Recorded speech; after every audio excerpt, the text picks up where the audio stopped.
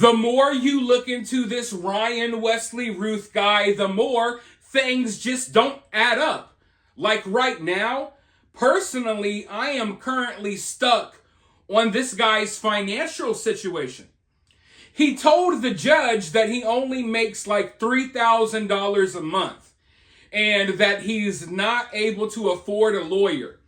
This guy had like 68, 70 bucks in his bank account, no savings.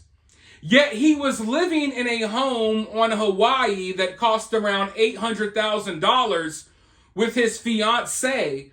A fiance that I guess law enforcement, the FBI, the CIA, they're not interested in interviewing her at all. We haven't seen the woman. We haven't heard from the woman at all. Mind you, I don't even know how he maintains a relationship with this woman because he's constantly traveling the world. The guy is going to war-torn regions all over the world. He's going to Taiwan. He's traveling Europe. He's flying from Hawaii back to North Carolina and Florida and different places, Washington, D.C. As I said, he's going to Taiwan, Europe. He's in Ukraine. He lived in Ukraine for a while trying to join the war efforts, but I think they even acknowledged that he was a little too crazy. And my question is, how is this guy affording to do all of this? It doesn't make sense. None of it adds up unless there was someone funding these trips, unless there's someone behind the scenes funding all of this. This guy can't afford a lawyer, has 68 bucks to his name, yet he's doing more traveling than I've ever done. This guy's in a different country every couple of weeks. He has an $800,000 home in Hawaii, but he's never there with his fiance who's okay with never seeing him as he's traveling to war-torn regions across the world. I'm telling you, folks, it's never been more blatantly obvious that this guy was working with some type of agency. It is so blatantly obvious to me that I feel stupid even having to tell you all this because I feel like you guys can see it too. Like usually when you have a story like this, you feel like you need to dig.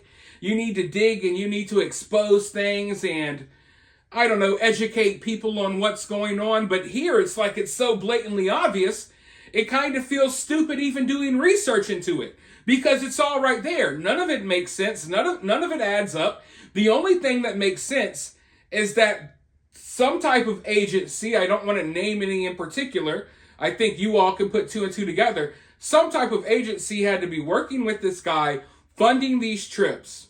And if that's the case, then what's really going on with this attempt on Trump's life?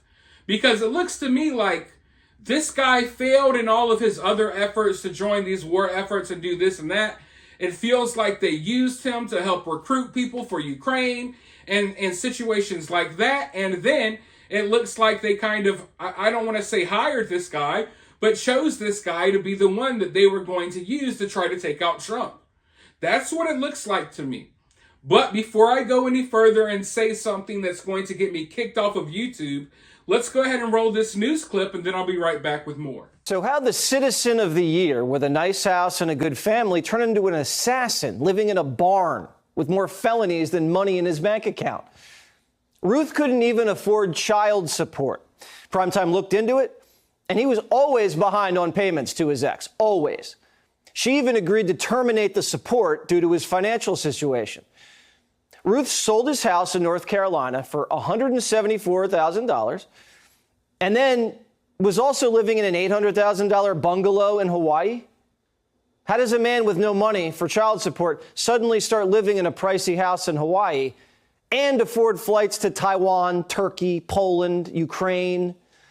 His neighbors say sometimes they wouldn't see him for 3 years.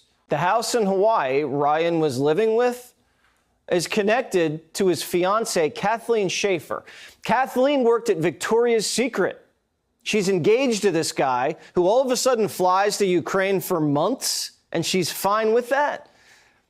As we reported last night, Routh spent 8 months sleeping in Ukrainian military barracks, and he was rubbing elbows with cold-blooded killers. Why would you leave your fiance, who just lost her job at Victoria's Secret, to fly to Ukraine to recruit Muslim militants to fight Russia? And if you have $68 in your bank account, how are you spending thousands on airfare? How are you even feeding yourself in Ukraine? And everywhere he goes, he gets press, from the local papers to the New York Times to Newsweek. And every time he's arrested, he gets a pass. He's been charged with 100 different counts, and he's never served a day in jail. How's that possible? And after spending months with Ukrainian mobsters and scaring the bejesus out of everybody connected with him, he was flagged to the FBI, the State Department, and Homeland Security. But they all dropped the investigation. And he shows up to the president's golf course in a car with stolen plates and a loaded rifle with a scratched-off serial number. And no one's curious if Ryan Routh was sent here on a mission to kill.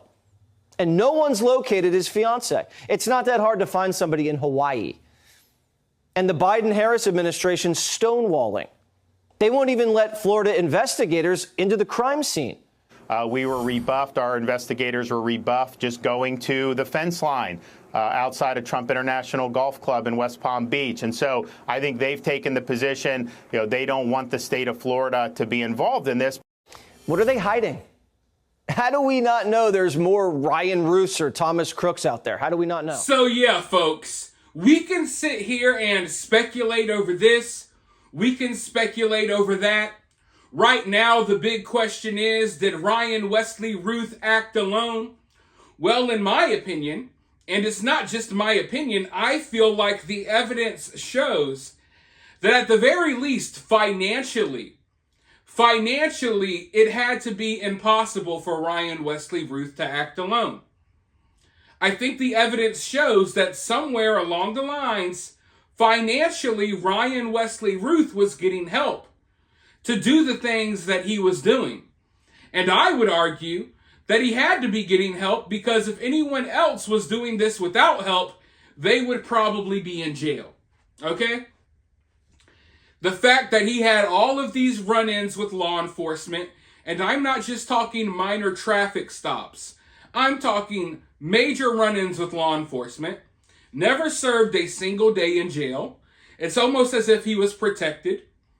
He's traveling to these war-torn regions, recruiting troops. He's literally online talking about how he's doing illegal things, like smuggling people from Afghanistan to Ukraine. Literally openly talking about this, right? And yet he's still getting interviews from the mainstream media everywhere he goes. Everywhere he goes, the media was covering this dude. And we haven't even looked at all of the clips yet, folks. But he's all over the place, right? Yet he only makes $3,000 a month. How is this guy affording to travel and eat? How is he affording to do anything? Who is fitting the bill here? Why has he not been locked up for his past crimes? And why are we just now hearing about this guy now that he tried to take Trump's life? Shouldn't this guy be on a watch list? Shouldn't this guy have been apprehended and stopped from whatever he was doing overseas already? I mean, when you're sitting online blatantly incriminating yourself about smuggling people into a foreign war zone, and then you try to re-enter into the United States, shouldn't there be something there that stops you? But no. Nothing ever happened to Ryan Wesley Routh. He was above the law his entire life. They could never arrest him. I mean, they could arrest him, but they could never throw him in jail. The guy got away with everything until he attempted to take out Trump. And if you just look at his actions and everything that led up to that moment, it really feels like he was in cahoots with our government in some sort of way. I don't know. I don't want to say too much here. But the evidence kind of speaks for itself, folks. And in many ways, this is starting to look more concerning than the last attempt on Donald Trump's life with Thomas Matthew Crooks. Because here we have a long history. We have a guy with a long history of doing shady things. And it really feels like this guy was an asset that they picked out to do this job. That's how I feel. And I'm not going to hide how I feel about it. And I feel like the evidence kind of backs that up, at least at the moment, until they can explain where in the hell this guy's fiance is, where the hell he's getting all of this money to travel the world constantly. Until they can explain those things, I have no choice but to believe that at the very least he was getting some type of financial support from our government, and they were turning a blind eye to his crimes because he was useful in whatever agendas they had going on overseas in these different war-torn regions. But for now, I want to know your thoughts about this down in the comments below. While you're down there, hit that thumbs up, hit that subscribe, ring that notification bell, and if you find yourself getting too worked up by all of this, remember, it's just political cinema.